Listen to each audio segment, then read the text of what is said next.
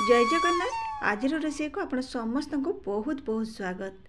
आज मु आपण मान सहित शेयर करी सुजीर उपमा, जोटा कि आम परिबा देकी आज सुजीर उपमा बनइबा। बहुत टेस्टी बनिबो, सहजरे बनीजिव। छोट छुआ हुंतु कि बड़ लोक हुंतु समस्त को भल लागिबो। आपण माने बहुत थर सुजीर उपमा बनइथिबे, गोटे थर मो स्टाइल बनैकी देखंतु, आपण मानकु निहाती भल लागिबो। ताहले चलंतु आजिर रेसिपी सुजीर उपमा आम आरंभ करिबा। सुजीर उपमा बनइबा पई एठी मु किछि परिबा काटि नेछि, जोतिरे कि बीन्स, फूलकोबी, गाजर, ग्रीन मटर रखिछि, कंचा लंका, पियाज आ टमाटो को भी एठी मु छोट छोट करी काटि नेछि। जदि ग्रीन मटर अच्छी घरे ताहले आपण माने ग्रीन मटर देकी बनातु एही सुजीर उपमाटा, जोटा कि बहुत टेस्टी बनिबो। समस्त को यहाँ पसंद भी आसीबो। एठी सबु परिबा मु काटिकी नै गली। एबे गैस ऑन करिकी मु कड़ाई को गरम करिकी सेथिरे तेल देई दूची। 2 ରୁ 3 छोट चम्मच तेल देई दबा। तेल भल कि गरम हो गला परे सेथिरे सुजी को देकी आमे भाजीबा। गैस रो फ्लेम को एठी मीडियम रे रखिकी मु सुजी की भाजी नेउची। देखंतु सुजी हमर एठी हल्का ब्राउन कलर आसी गलानी। आउ सुजी को एबे आमे बाहर करी नबा। से कड़ाई रे मु एठी उपमा प्रस्तुत करिबी।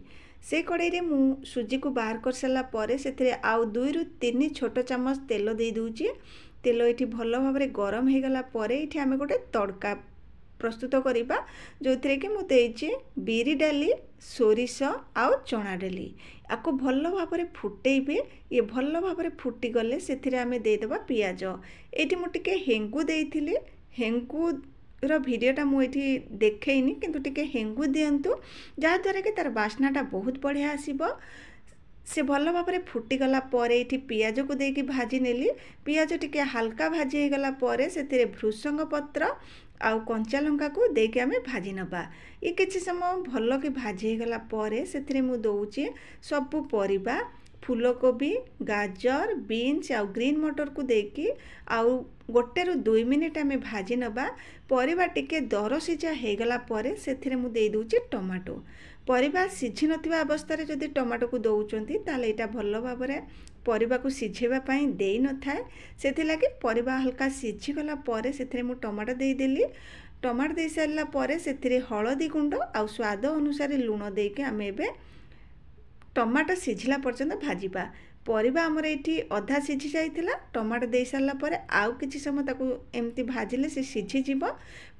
परिबा सिझी सारला परे सेथिरे मु पानी देई दूची, काहेकि ना हमको सुजी के भी एठी सिझेबा को पड़िबो। सेथि लागि पानी को हाई फ्लेम रे आमे फुटै नबा, जा द्वारा कि परिबा भी भल भाबरे सिझी जिवो, पानी भी हमर फुटी जिवो। पानी एठी फुटी गला परे मु भाजी के रखिथिबा सुजी के देई दूची। सुजी के देई सारला परे ताकू एठी गोळै नबा, तुरंत ताकू आमे कवर कर देबा, काहेकि ना एटा छिटका आसीता। आ सुजी भी एठी 1 मिनिट भितरे हमर सिझी भी जिवो। पाखापाखि 1 मिनिट हो गलानी मु तार कवर को बाहर करूची। हाई फ्लेम रे आमे 2 ରୁ 3 मिनिट ताको एमथि भाजी नबा। हमर सुपर टेस्टी सुजी उपमा एठी प्रस्तुत हो गला। आपण माने निश्चित ट्राई करंतु, एमथि तड़का देकी ताको प्रस्तुत करंतु। आपणकर सुजी उपमा बहुत टेस्टी बनिबो। पुणी देखा नुआ वीडियो रे। जय जगन्नाथ।